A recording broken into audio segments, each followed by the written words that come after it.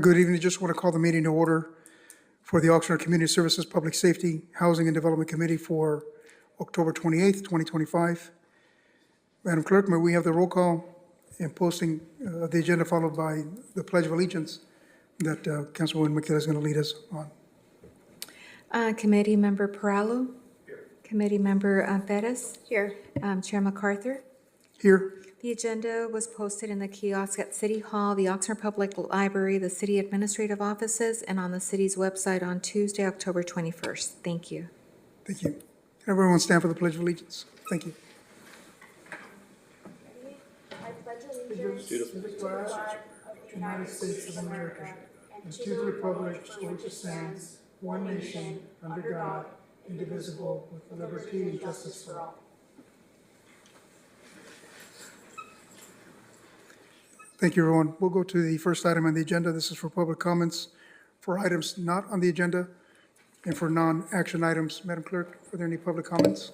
And Chair MacArthur and committee members, we do not have any public speakers in person or virtually for items not on the agenda. Thank you. Okay. Hearing that, we'll move to the first item on the agenda. This is the consent agenda. The only item I see here is the approval of the minutes for the June 24th, July 8th, July 22nd, September 9th, September 23rd, and October 14th, 2025 Community Services, Public Safety, Housing, and Development Committee meeting. Do any members have any questions or comments on the approval of the consent agenda? If there's no comments from the public, I'll move the action. Thank you, sir. Second. I'll second. Madam Clerk, call for the vote. First, are there any public speakers on the consent agenda? Chair MacArthur and committee members, we do not have any public speakers for the information and consent agenda. Call for the vote. Committee Member Bettis. Yes. Committee Member Perallo. Yes. Chair MacArthur. Yes. And this motion carries 3-0. Thank you. Thank you. We'll move to item D1 from the Fire Department. Subject entails closest resource automatic aid agreement between the City of Oxnard Fire Department, the City of Ventura Fire Department, and the Ventura County Fire Protection District. The recommended action is that the Community Services, Public Safety, Housing Development Committee recommend that the City Council one, approve the formal adoption of a closest resource automatic aid agreement between the Oxnard Fire Department, Ventura Fire Department, and the Ventura County Fire Protection District. And two, authorize the fire chief to execute the closest resource automatic aid agreement. And Assistant Fire Chief John Calamarino is here to answer any questions we may have. Any public speakers on this item before we seek comment? Chair MacArthur and committee members, we do not have any public speakers in person or virtually for this item. Thank you. Thank you. Any committee members have any questions of Chief Calamarino on this item? Thank you. Go ahead. Thank you. First, I just want to state that I'm in support of this agreement. Really just wanted to share for the public that this is an informal agreement that allows geographically closest appropriate fire department resources to respond to emergency and non-emergency calls for service countywide, regardless of jurisdiction boundaries. To ensure the highest level of fire services throughout the county. I have just two questions, really more so for the public. My first question is, how much resources and personnel are typically utilized to respond to emergency and non-emergency calls outside of our jurisdiction? And my second question is if we have sufficient equipment to be able to provide that support. Okay, your first question. First of all, I'm John Calamarino. I'm Assistant Chief of Operations for the Fire Department. Good evening. To answer your question, the first part, and I might need you to repeat that second one. The number of resources and personnel that respond outside of the city, whether it be into Ventura County's jurisdiction, Ventura City's, or federal fire's jurisdiction on the basis, is dependent on the call type.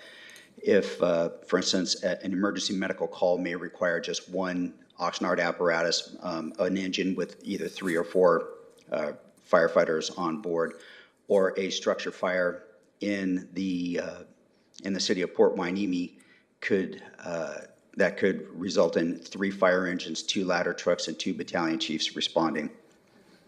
But as Chief Hamilton's video stated, anytime we respond into another jurisdiction as part of the closest resource agreement, that jurisdiction will eventually take command and their resources will finalize the incident. This is for initial dispatch and I guess if the incident was long enough, our resources could be there for a while. But we always, all three agencies, we have an agreement as part of the agreement to prioritize releasing the other agency's resources. Great, thank you. And I just to follow up to the second question, if we have sufficient resources and, or just sufficient equipment to provide that support. We do. And just for background, we've been operating informally under this closest resource agreement since the end of 2016. And the intention is just to formalize this now and to kind of clean it up. Great, thank you. Those are all my questions. You're welcome. Thank you, Assistant Chief. I appreciate you formalizing this, but I certainly, I mean, it's a no-brainer. I mean, the duty to respond and help and protect anyone who needs our help. And certainly you're the experts and you make that call when necessary. So I'm fully in support of this. Yes, absolutely. Yeah. Make a motion to adopt it as recommended. I'll second it. Yeah.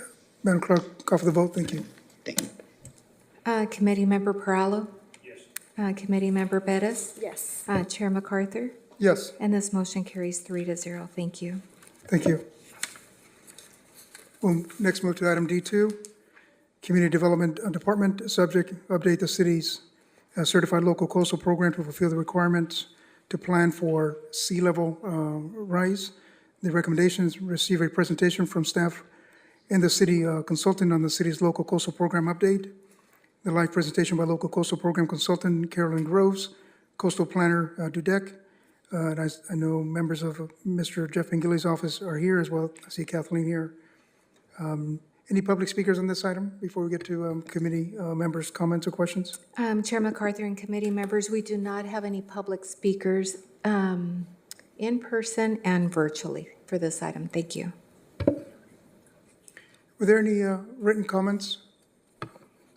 I didn't see any on the packet you provided on it.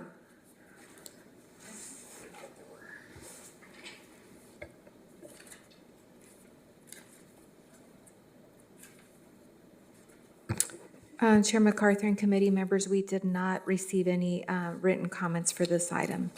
Thank you.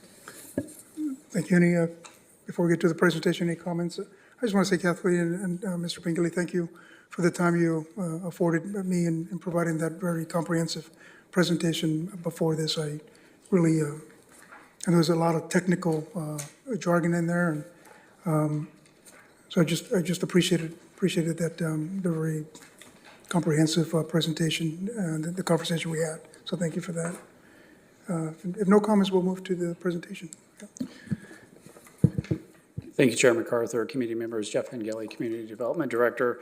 As noted by the recommendation, this is just to receive a presentation. There's no decisions to be made here. We wanted to update this committee on what is about a 40%, maybe 50% the way through a 3-year work effort to update the city's local coastal program as indicated for sea level rise vulnerability and the adaptation plan.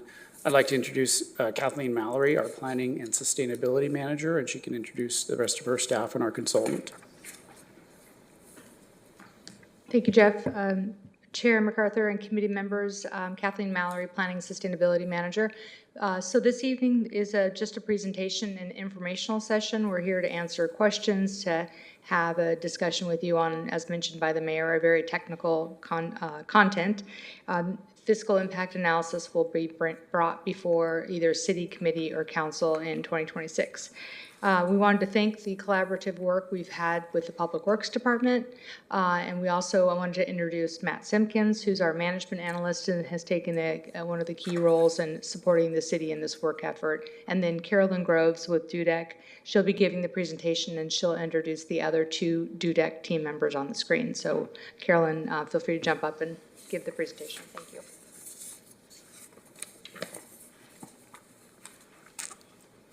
Thank you, Kathleen, and thank you for having me, Mayor and council members.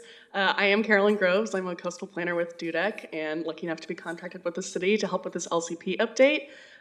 We also have virtually my 2 coworkers. Henry Eckold is another planner with our office, and then Patrick Miskell is our coastal engineer. So I want to make it clear, I am not an engineer. Patrick is our technical expert. I am here for planning questions.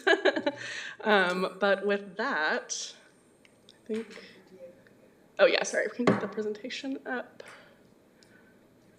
Perfect. Let me go back. Okay, so as Kathleen said, we're here to talk about the first part of getting to an LCP update, specifically to plan for sea level rise.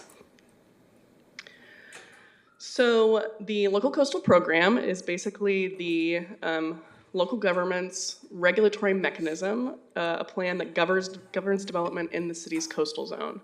So the California Coastal Act was passed back in the 70s that required development of these kind of local coastal programs. And overall, that Coastal Act governs how development is carried out within the coastal zone, which can extend up to 5 miles from the shoreline. So it can vary greatly throughout the state how big the coastal zone is. The California Coastal Commission is the main state agency that's responsible for implementing the Coastal Act and certifying local coastal programs. So Oxnard's coastal area represents about 15% of the city's overall land area. So it's a small portion, but it runs the entire coastline, excepting the portion that's owned and operated by the county. The city's local coastal program is certified. It was certified back in the 80s, and it consists of 2 parts. So there's a land use plan that has kind of the overall policies, goals, the principles the city's going to operate by within the coastal zone, and then the local implementation plan, that's your zoning code. So that's everything you need to actually implement those policies in the land use plan. And like I said, the LCP has to get certified by the Coastal Commission to take effect. So if a local government does not have a certified LCP, that means the Coastal Commission keeps permitting jurisdiction and they permit all the projects in the coastal zone. Oxnard does have a certified LCP, so you guys have been issuing your own coastal development permits for development since that's been certified. So in essence, the LCP is taking the statewide Coastal Act policies and tailoring them down to a local level. So the goals of the LCP mirror the goals of the overall Coastal Act. It's to protect coastal resources, to manage development along the coast in a way that ensures sustainability and resilience, especially in the face of climate change, ensuring public access and recreational opportunities along the coast. That's something that the Coastal Commission really prioritizes. Balancing conservation with coastal dependent uses. So the Coastal Act really wants to preserve fishing, shorefront tourism, agriculture that's dependent on the coastal zone, things that are coastal dependent uses. Implementing coastal policies that align with local, state, federal, and federal coastal management. So as I said, the LCP is kind of a distillation of the state Coastal Act, which is in turn California's way of implementing the Federal Coastal Zone Management Act. So if you kind of trace it all the way down, the LCP is implementing that federal legislation on a local level. And then finally, reducing risk from coastal hazards, including sea level rise, and guiding development away from vulnerable areas, encouraging resilient design. So planning for coastal hazards is not new. There have always been hazards present at the coast that affect how development is guided. We're introducing a new kind of set of hazards that come along with sea level rise and updating that for future planning. As I mentioned before, the city's LCP was first certified back in the 80s. And there have been a handful of small amendments processed since then, but the LCP has largely, the meat of it has largely remained the same since it was first certified in the 80s. And as I mentioned before, the certified LCP allows the city to process your own coastal development permits and set your own policies for the coastal zone. So the city first started this effort to update the LCP for sea level rise several years ago. And by the year 2019, the city had a draft vulnerability assessment and adaptation report to deal with sea level rise.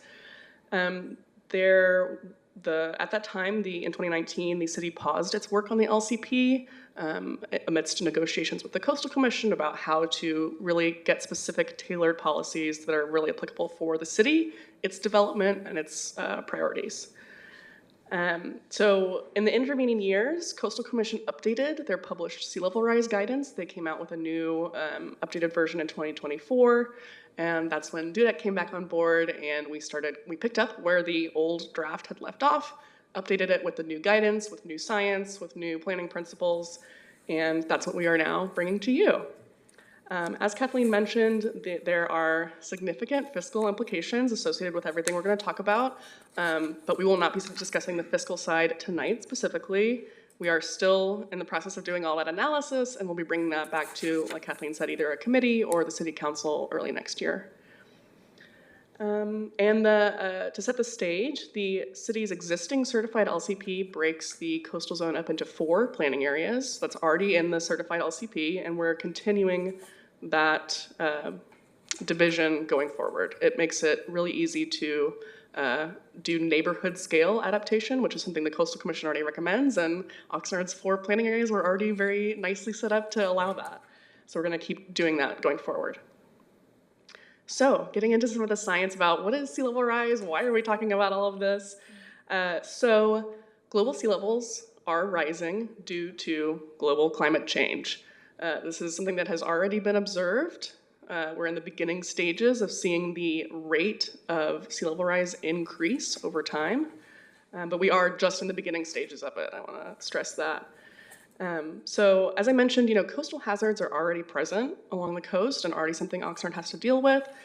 But those coastal hazards are expected to increase in both frequency and severity as sea level rise increases. So we're talking about flooding, both from just regular tides as well as storm events. We're talking about erosion, so the wearing away of sand and sediment from the beaches, and storm events themselves, so like wave impacts, tsunami risk, things like that. The Coastal Commission, which again is the state agency responsible for certifying this LCP, recommends using the best available science to study these kind of eventualities and to use multiple scenarios. So, as I'm going to talk about in a second, basically the exact rate of sea level rise is something that we can model, we can predict, we can extrapolate from data, but we cannot, with 100% certainty, say this exact amount of sea level rise is going to happen by this exact date.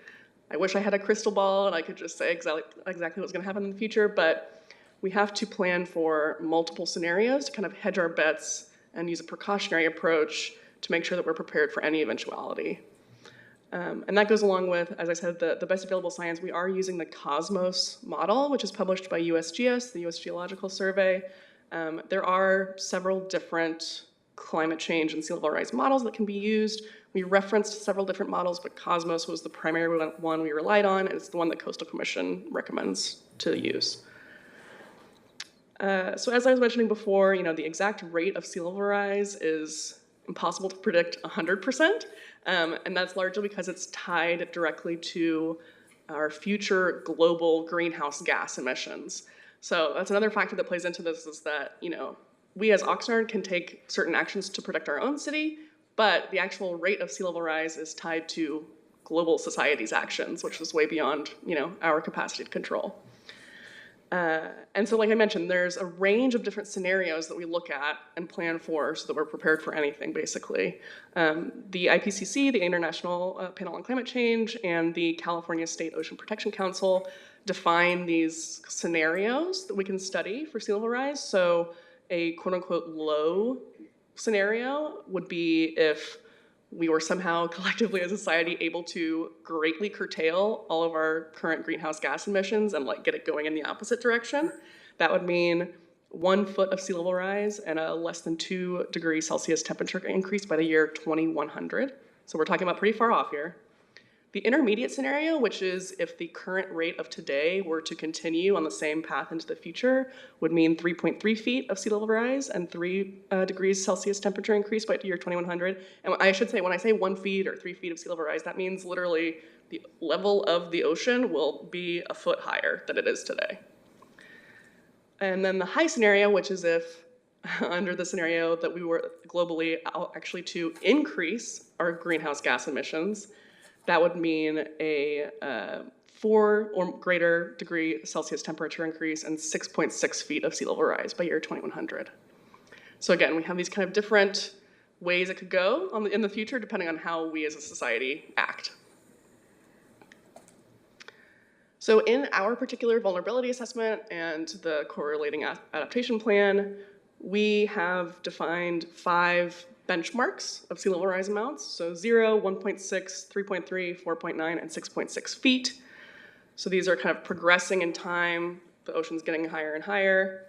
And then on the right here, we have the kind of approximate year range, again, from the intermediate to high scenarios for when those levels would occur. And you'll notice, there's a pretty big gap there. Like the range of years that they could occur is pretty large. And as you go farther out in the future, the range actually increases, right? Because the further out in the future we're looking, the more uncertain it is.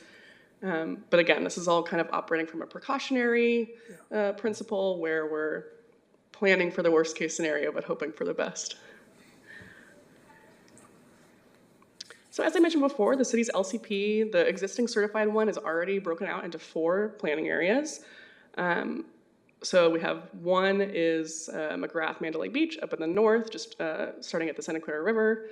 Planning area 2 in the red is the Oxnard Shores area that includes the Oxnard Shores neighborhood, the Channel Islands neighborhood. And then 3 is the kind of lower half of the Channel Islands harbor. It includes the areas around the harbor that are surrounding the jurisdiction of the county. And then skipping over Port Hueneme down to planning area 4 is Ormond Beach. So Carolyn, yes, please. Is there any way staff can blow the map up for the few people that are probably watching this? They might wonder where I am. Or at least when this comes back to the city council, we have it that it can be seen. Yes, good note. And I should say the future maps that we're going to show you in a minute are broken out to each planning area, so they should be a little bit more legible. And so yes, so the vulnerability assessment and the adaptation plan are all tailored to these planning areas. We use them as a sort of neighborhoods. And they give us a nice way to kind of group the resources and development and look at large and small scale adaptation solutions. So starting with, there's gonna be a ton of maps. I know you guys have already seen these, but there's gonna be a lot of maps. We'll go through each of them. So we're gonna have maps for each planning area, 1, 2, 3, and 4. The first map on the left here, and we're starting in planning area 1 up at McGrath Mandalay Beach. The map on the left is showing just existing resources, so the public beach, the 2 power generating stations, there's some gas transmission pipelines, there's the campground up at the north. Those are just all things that we want to be cognizant of and watching how the hazards interact with them. On the right-hand side, you have the shoreline position map, which is basically erosion. So it'll get more apparent in the later planning areas. In this particular planning area, the erosion is a little hard to see because the beaches in this particular area are relatively stable because it's just south of the river, so it gets all that nice sediment input from the river, and the beaches here are relatively stable compared to other beaches. So the erosion impacts here are notable. There is some level of erosion over time, especially as you get up to 6.6 feet of sea level rise, but it's not going to be so bad that it's getting up to, Harbor Boulevard or anything like that. Moving into flooding. So these are 2 different flooding maps for the same area. The map on the left is with the mean high water tide, and the one on the right is with a 100-year flood, or a 100-year storm.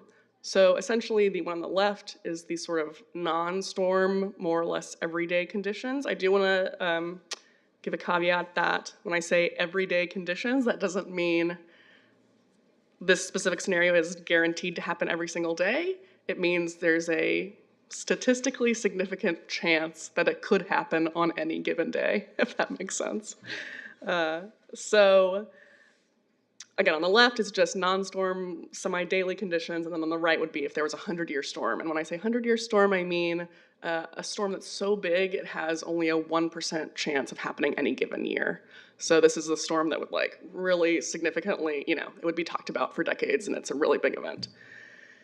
So as you can see on the left, there's some limited flooding around the kind of the power plant stations that actually originates from a combination of both the oceanside itself and that Edison, the old kind of defunct Edison cooling channel that goes from the power plant stations down into the harbor. You'll see that in this planning area as well as in planning area 2, that channel actually becomes a source of flood hazards as time goes on. So again, with just the tidal flooding, not too significant in planning area 1. With a 100-year storm event, see there's quite a bit of, in that dark blue, that's the 6.6 feet of sea level rise scenario. So during a 100-year storm, you would get flooding that is originating from the north, from the Santa Clara River, combining with flooding coming from the ocean, combining with flooding coming from that channel. So it's all three of those sources converging in the low-lying area along Harbor Boulevard there. Oh, yes, thank you. Excuse me, Yes. Chance, do you have a PowerPoint? Do you have a pen with a PowerPoint that you can highlight that thing? So bingo. Can you show just where the ocean is and where the flooding will go to in the 100-year storm? Yes, so this, Just for this is the 100 few year. people, I'm very surprised. I'm very surprised that there's nobody here from the neighborhood councils. They were aware of this. I'm sure we will hear more from them as this our It's like outreach process goes on. there's a term for that. It's a day late and a dollar short. Yeah. So yes, so we have the Santa Clara River up here at the north, flooding coming from that area. We have wave action coming up over the beach. And then we have, this is the that channel right there, or canal, I suppose. And that also contributes to the flooding at the power plants right there. Yes, yes, thank you.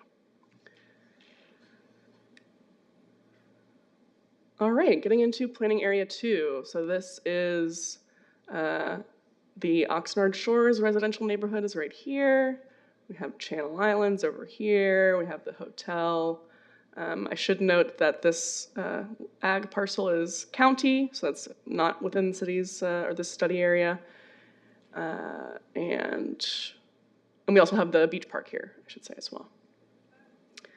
So moving into erosion, here we do start to see erosion. I know it's a little hard to see at this scale, but this is where erosion becomes a more serious issue. With assuming no kind of armoring or significant nourishment, erosion would get such that with 3.3 and 6.6 feet of sea level rise, that it's actually getting into the first line of homes there in Oxnard Shores. So it would be, the beach would be completely gone, and you would have just the ocean right up to the houses.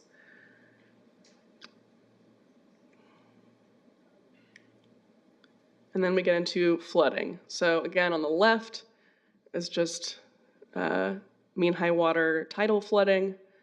The lighter kind of color blue is 3.3 feet of sea level rise, and the darker blue is 6.6. So you start to see some flooding around weak points in the, I'm going to call this the kind of the upper part of the harbor, the planning area 2 area of the harbor. And I should point out, this is the area of the harbor that is under city jurisdiction, as opposed to planning area 3 is under county jurisdiction. So here we see the flooding start to overtop the shoreline protection system around the upper harbor at 3.3 feet of sea level rise. And then at 6.6, you see a couple things. So there's even more, basically the entirety of, you know, this lower part of the Channel Islands neighborhood is flooded with 6.6 feet. You also see, again, the banks of the Edison Canal start to overflow at 6.6 feet, spilling both into these dunes here, as well as that county ag parcel. And then the Oxnard Shores neighborhood. So 3.3 feet of sea level rise, not too extensive flooding, but with 6.6 feet, you really see it. It's pretty widespread.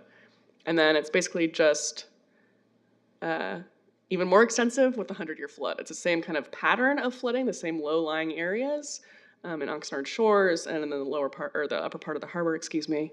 But it's just more severe with the 100-year storm. I should note this kind of southern section of planning area 2, the southwestern section, I believe, is the topography and the way it was graded, and it's such that the flooding hazards really don't reach there. So it's something to keep in mind. We're not looking at only the places that are experiencing hazards, but which areas are relatively safe, so that we could, know that those areas can be relied upon to continue having coastal development there. Yes, please. Your map showing the 100-year flood. Yeah. What would be the assumption of the 100-year flood when the 100-year flood passed? How much of the area would be out from underneath flood? I'm not sure if I understand. So the The 100-year flood comes, yeah. then the water recedes. How Oh, much? yes. How much of the area is out from underneath water? Well, I don't know. I don't know if Patrick, if you want to jump in, but I don't know if it's possible to say with 100% certainty. It depends on the exact severity of the event, what kind of protections are put in place beforehand to prevent flooding. There are certain criteria of like how long it has to be underwater to be shown on this map. So Cosmos has a threshold of how long it has to be underwater to count as flooding. But I will say in our kind of, in the financial analysis we're doing right now, we're treating the 100-year flood as like a one-time event that you could recover from, so that property wouldn't be a total loss.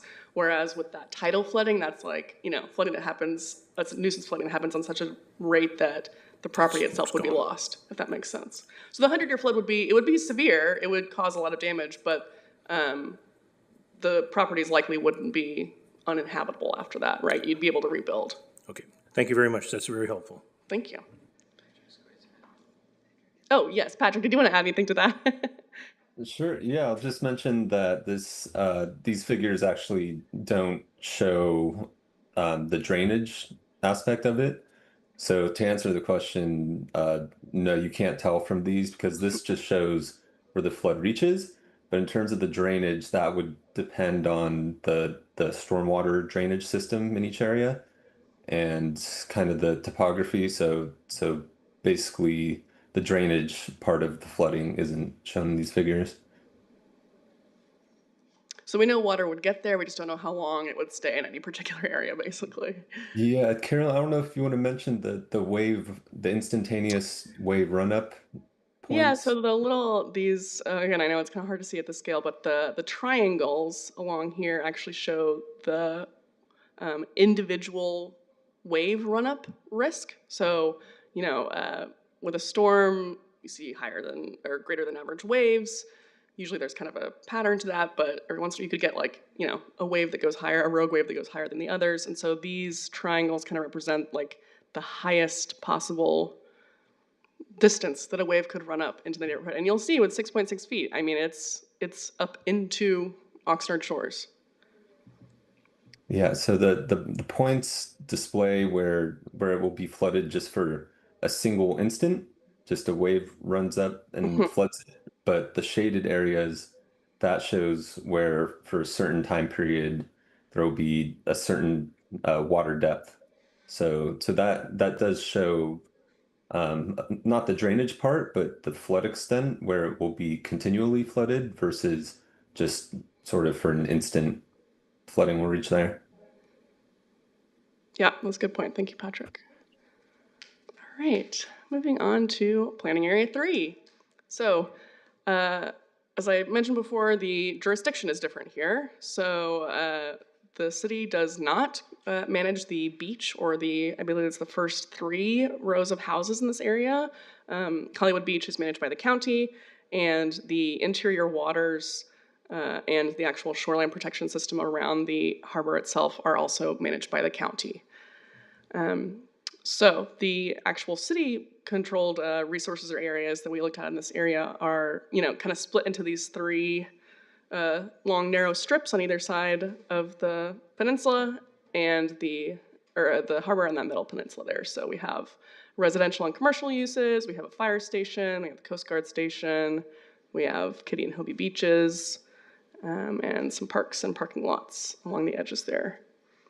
Getting into erosion, so again, this is not so much a direct problem for the city in this particular area because the county controls the beaches here, but it's in the city's best interest to be aware of erosion here, and especially of what the county is planning to do, because whatever the county chooses to enact along the beaches here will impact how this kind of western area is exposed to oceanfront hazards.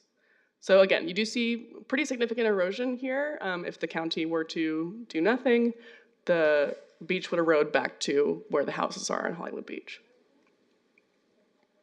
And I should say too, this is also, the Army Corps has their own, dredging regime here at the mouth of the harbor, and they do sediment placement as well. So all of this is kind of assuming that the Army Corps will keep doing their standard, practices. And there is certainly, when we get into the adaptation plan, we'll get into identifying new sediment sources, but all of this erosion is just, the model is assuming that there's no additional nourishment. Yes?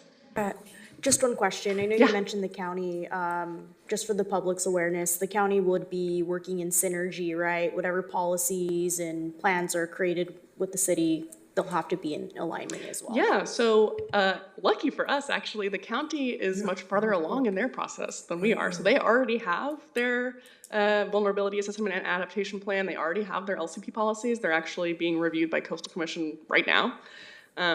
So we already know what the county is planning to do on Hollywood Beach, and it fits perfectly with what we're also planning to do. And we also have been in conversations with Dave Ward and the other folks over at the county, within planning and harbor department, I should say. We have a regional working group that we've established that meets once a quarter to coordinate those kind of cross-jurisdictional concerns. Because yes, once we get into the adaptation plan, it'll become very apparent that, especially in Planning Area 3, the city's plans and the county's plans are like one and the same, basically, because there's no way that we can isolate our resources or our risks between the jurisdictions. They overlap, and we have to work together. All right, Planning Area 3, flooding. I know it's a lot of blue.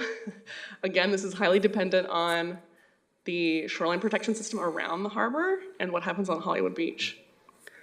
So the maps are actually not that different in this instance. The topography and the flooding patterns are such that the kind of semi-daily tidal flooding would be pretty much the same extent as the 100-year flood. So you see with 3.3 feet, the lighter blue, you start to see the first place to flood is these parking lots and open spaces on the western side of the harbor, right there. And then with 6.6 feet, you see the more extensive flooding. I should say 3.3 also starts to flood this middle peninsula. And then with 6.6, it's, most of the area here. There are particular low-lying or otherwise weak spots that we've identified, mostly Kitty and Hobie beaches. There's already nuisance flooding there that I'm sure you're aware of down at the south end of Victoria. So those are low-lying areas that will continue to have increasing flooding. And basically there comes a point when the existing shoreline protection devices are not tall enough and they'll be overtopped. All right, skipping over Port Hueneme down to Ormond Beach. I should say as well, we, throughout this whole process, have been very aware of OBRAP, all the activities that they're doing. We're trying to coordinate all of our plans so that there's no overlapping or redundancies, but we're, working together. So for Planning Area 4, the major resources, obviously we have the beach itself, we have the OBGS power plant down here, and the infrastructure associated with that. We have the wastewater treatment plant and some other private industrial areas surrounding it, and then the Halico Superfund sites are right here. So for erosion for Ormond Beach, there is, pretty significant erosion going back into the beach here. Since there's much less development here, there's no residential areas. It's not quite as consequential for development, but yeah, the beach would be greatly reduced if there were no action taken to combat erosion here. And it would, it's, again, Cosmos isn't quite sophisticated enough to predict what would happen to the lagoon if the ocean were literally to erode away all the sand and then the lagoon just joins with the ocean. That's way more technical exercise than we're capable of doing, but that would be another thing to keep in mind here. Moving into flooding. So with Planning Area 4, it's a little hard to paint the entire picture with this zoomed in view because the flooding sources kind of come from all directions, even all the way down from the naval base down to the south.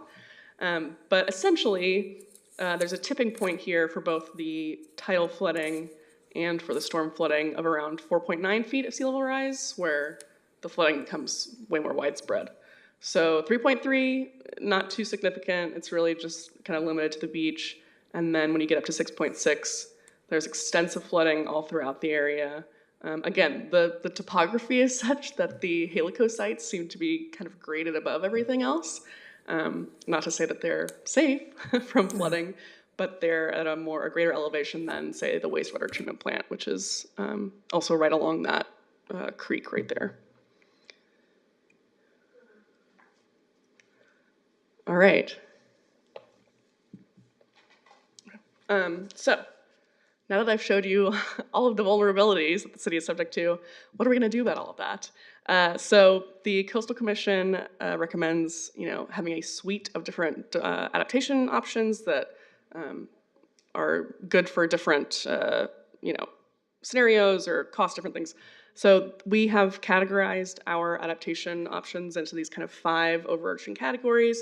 So we have hard engineering, that's your traditional man-made things like seawalls, elevating structures above hazard level. We have nature-based adaptation options, that's using natural ecological processes to our benefit to actually protect development from sea level rise hazards. So that's things like beach nourishment, creating dunes, using wetlands. Hybrid adaptation strategies are combining elements of both hard engineering and nature-based to kind of get the best of both worlds. Operational strategies are things that we would normally think of as public works or emergency services carrying out. So it's things that are done to prepare and respond to hazards. And then planning categories, which are policies or programs that would be carried out by planning or public works to adapt to sea level rise through land use policies. Before I get into the specific adaptation measures we're recommending, I want to make a note that a central idea to all of these measures is this idea of adaptive management. So because we are making these plans for far off future dates, we want to make sure that as time actually progresses and we see the effects in real time, that we check what we're doing and make sure it's actually working, make sure we don't need to make any adjustments. So this involves monitoring, having set monitoring metrics that we're looking at over time to see how effective our strategies are and how fast sea level rise is progressing. So that's kind of an inherent part of any of these strategies. So in addition to the planning area specific strategies that I'm going to get into in a second, we also have these citywide strategies that can be applied across the entire coastal zone. So we have offshore ecological enhancements. So we can actually use reefs and kelp forests offshore and sediment berms to help alter the wave dynamics and the sediment accretion in this area. The city of Oceanside is actually piloting a re-beach project right now that's creating these artificial headlands and doing all this offshore work to try to control how the waves hit the shore. So we can explore things like that here. Sediment management, as I mentioned, there is kind of an existing sediment management regime in the area from the Army Corps, from the different harbors, all the dredging that's done. As time goes on, new sediment sources will need to be identified to increase the beach nourishment to combat erosion. Stormwater and drainage improvements. So as Patrick kind of alluded to before, a lot of the flooding dynamics we're going to talk about are entirely dependent on the stormwater infrastructure that the city has and how that can respond to greater water levels. So stormwater and overall drainage improvements are something that can be looked at in any of the planning areas. Working with private utility companies, so there's a lot of private property that is at risk from these vulnerabilities. The power generating stations, any of the water, gas, infrastructure, any of that. It is the responsibility of those private companies to adapt their own facilities, but obviously the city wants to make sure that public services are still provided without interruption. So it's in the city's interest to work with those utility companies to make sure they're ready for sea level rise. Regional government collaboration, so as I mentioned, especially with the county, but also with our neighbors in City of Ventura, City of Port Hueneme, Port of Hueneme, Naval Base. We're all kind of facing this exact same problem, and we have shared resources, shared hazards, so it's really in our best interest to synergize our efforts and work together. And then integrating solutions into the capital improvement plan. So as we mentioned, this is going to cost something to implement, and a lot of these adaptation options would be really well suited to slot into a capital improvement plan. Getting into the adaptation strategies recommended for each planning area. So I should say too, before I get into this, these strategies are recommended or envisioned as a pathway. So because the hazards themselves are covering multiple different areas and the actual development, has relationships between them, we all of these adaptation measures are related.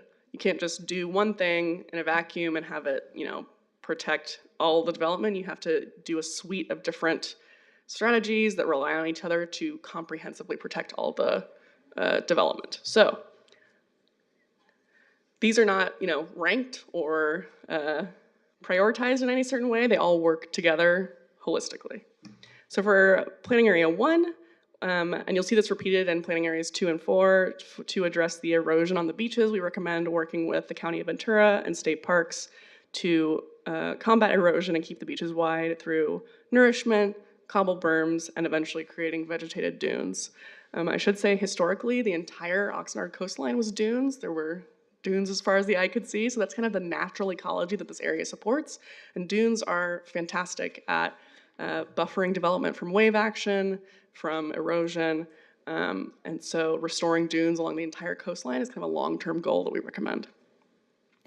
Help state parks improve McGrath State Beach by enhancing the Santa Clara River mouth. Again, this is, the McGrath campground is resources that the city wants to protect, but it is under state parks jurisdiction, so the city will want to work with state parks on whatever they plan to do to protect that campground.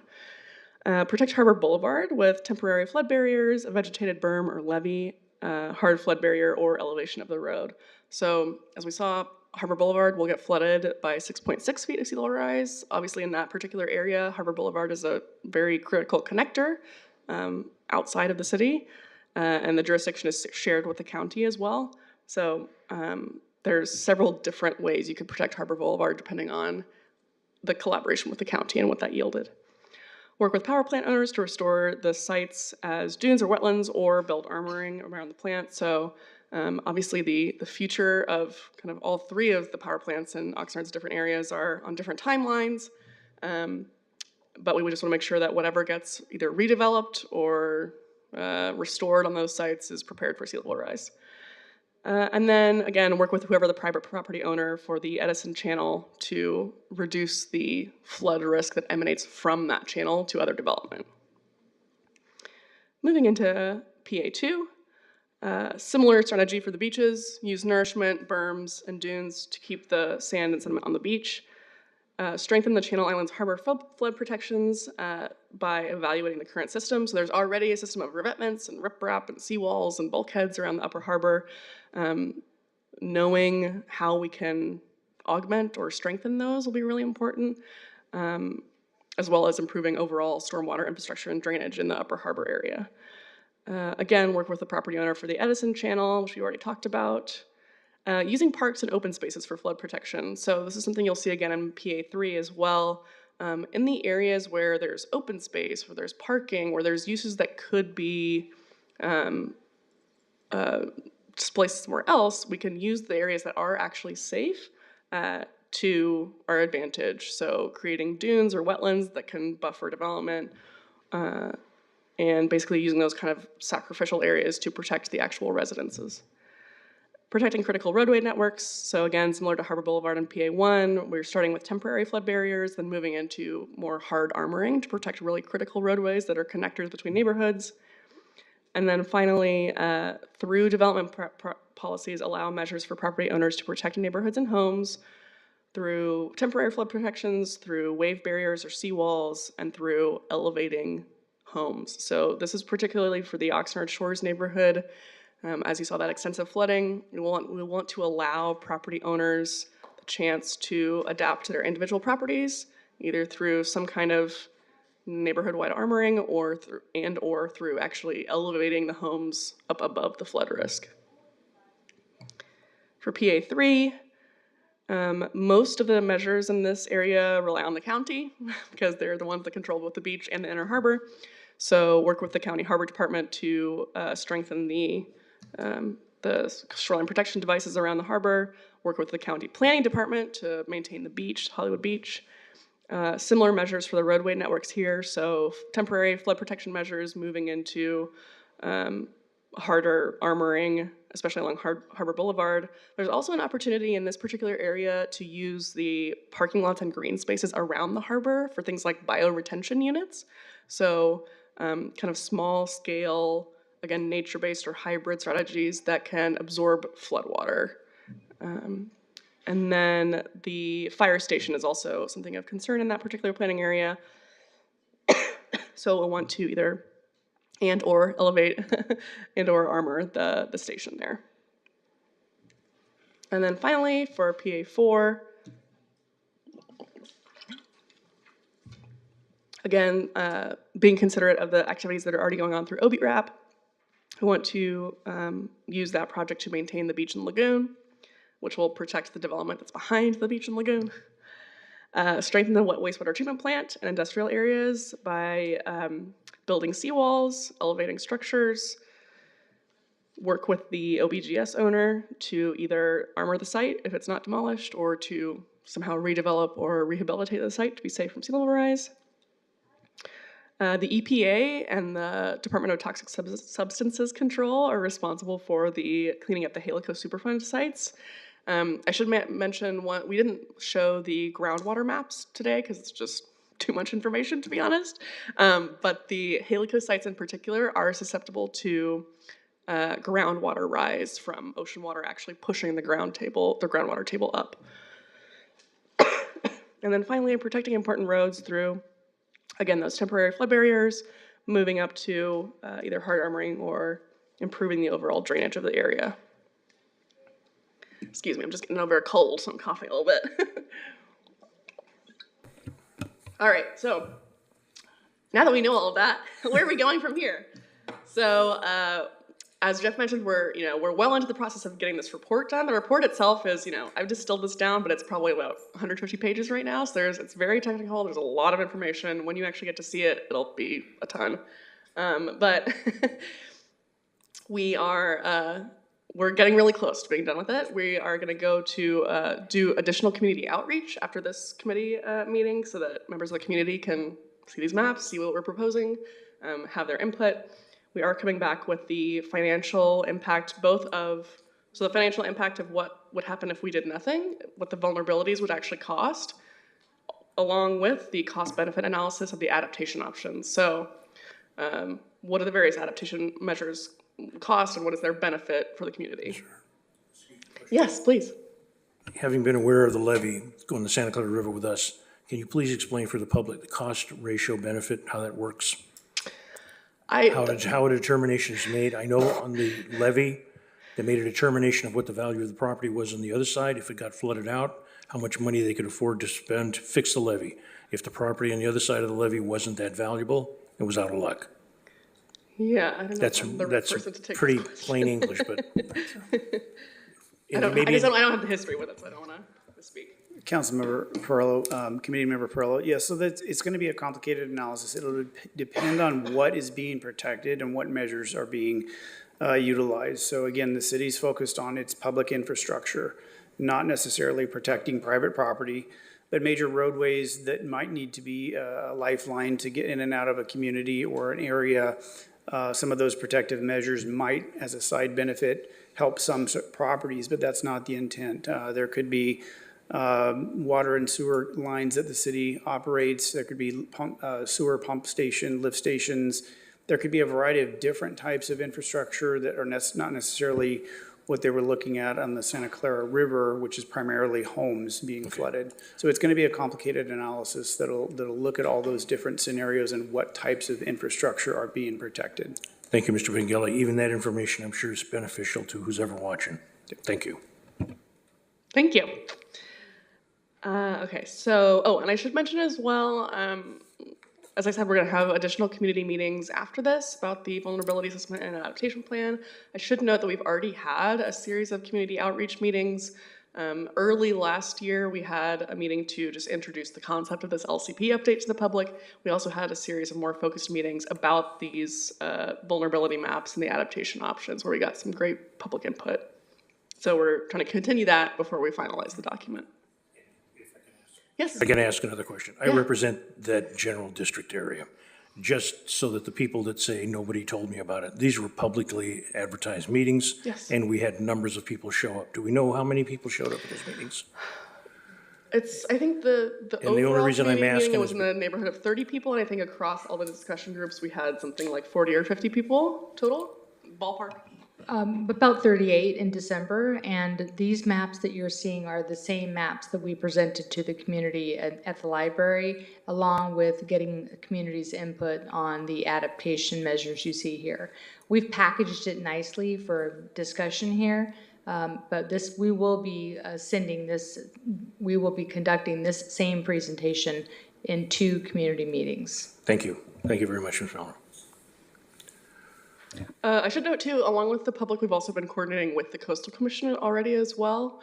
We want to make sure at every step of the process that we're kind of vetting this with them, so that when we actually do get to the point of certifying the LCP, there's no surprises. We've done everything as they advised.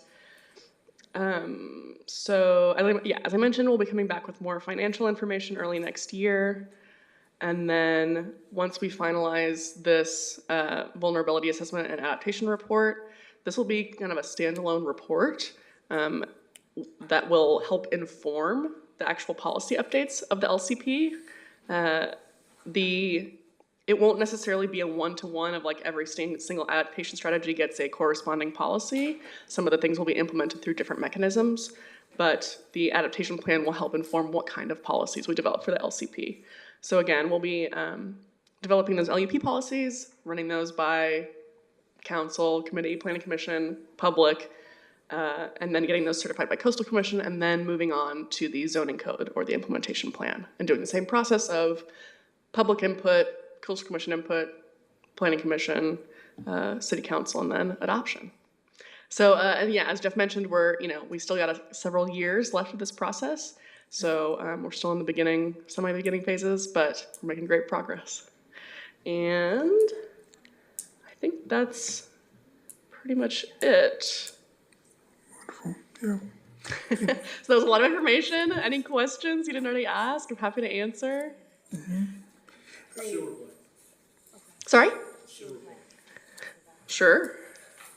The protection of it, yeah. How to harden it or. Oops. Hey, Carolyn, I appreciate the great presentation, makes something so technical to be able to digest all of that, so thank you for that. Of course.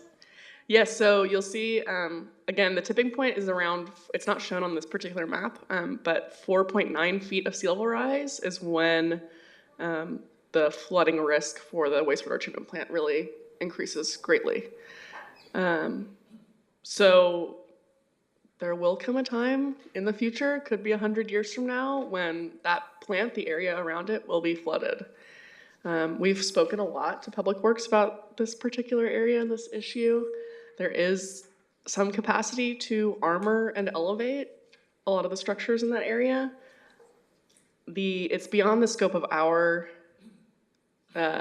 citywide study to really dive really deep into the wastewater treatment plant and evaluate. I know they also already have a feasibility study they did relatively recently about the potential of relocating the plant.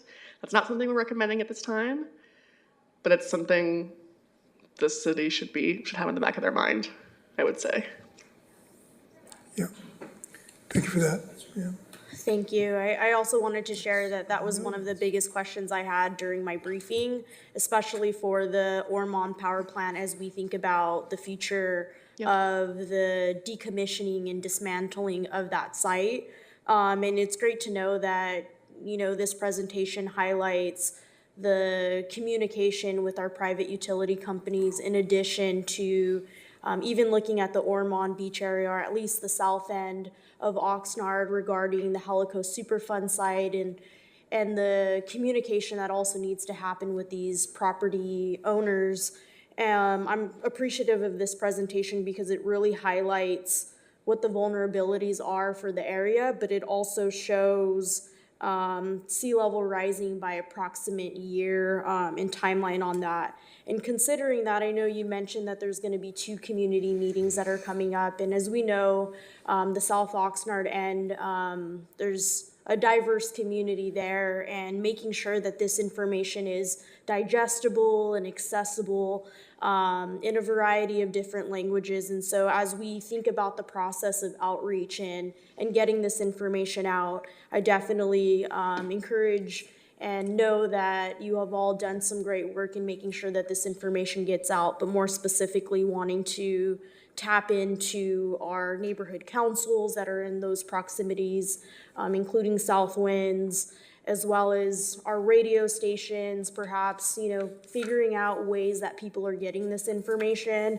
Because as we know, it's usually the typical folks that attend these meetings, but we're really trying to get the message out because sea level rising impacts all of our communities, and having that adaptation and policy plan kind of shared with them is really important.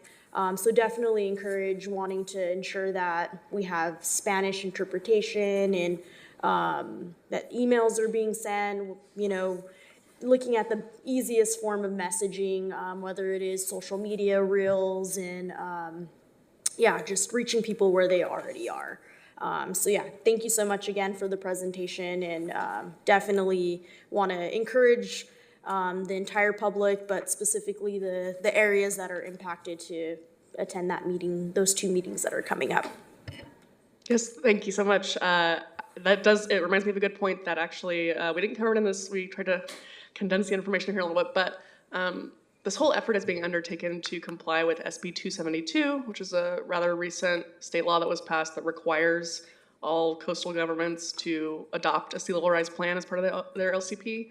There are very specific requirements of SB 272, and one of those is incorporating equity and environmental justice into the process of updating the LCP. So not only creating policies that are geared toward environmental justice, but also making sure the process of updating the policies incorporates environmental justice. So exactly to your point, we really, not only to comply with SB 272, but just to do good planning, we want to make sure that everybody who, not only the residents of the coastal zone, but everybody in the city who accesses the coastal zone has a stake and a voice in this process. So thank you for that point. Thank you. Any other comments or questions? Yes, do your coworkers have any comments they want to add? I will ask them that question. No, nothing to add there. That's pretty thorough, but happy to answer any questions if there's anything else. Yeah, if you have any technical engineering questions, Patrick is your guy, but The other gentleman? Henry? Nothing from me. Okay. Great job making it concise, Carolyn. Well, just as one person who's been here for a little while, I appreciate the presentation. I appreciate the way you present. You do a good job. Thank you. Dudek's got some good people. One concern I have, and your crystal ball, you mentioned it earlier. We often hear with the leader of this nation, talking about certain things. And, at one time there was a comment doing away with the Coastal Commission. And I feel comfortable you probably don't know the answer to that, but you have any advice for this council, these 3 council members that are here? That's a good question. And votes do have consequences. You're absolutely right. Votes have consequences. Yes, I would say the California Coastal Commission, even compared to other state